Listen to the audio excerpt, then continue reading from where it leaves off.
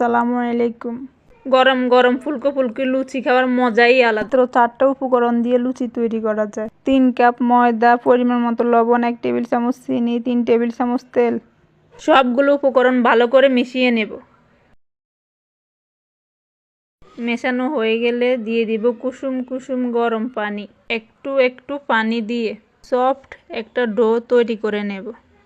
আমরা যেভাবে রুটি পরোটার ডো তৈরি করি ওইভাবে লুচির ডো তৈরি করে নেব।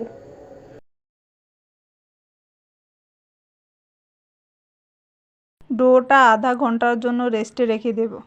তৈরি করে নেব ছোট ছোট লিচি। এবার একটা একটা করে লুচিগুলোকে বেলে নেব।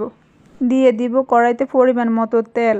গরম তেলে দিয়ে দিব লুচি। লুচিটা ফুলে ওঠা পর্যন্ত অপেক্ষা করব। লুচিগুলো একটা একটা করে ভেজে নিতে হবে। চুলার আঁচ একদম মিডিয়াম রেখে লুচিগুলো ভেজে নিতে হবে, না হলে লুচিগুলো লাল হয়ে যাবে।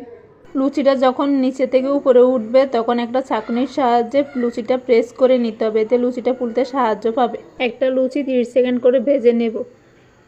এর থেকে বেশি পরিমাণ ভাজলে লুচি লাল হয়ে যাবে। তৈরি হয়ে গেল আমাদের গরম গরম ফুলকো ফুলকো লুচি।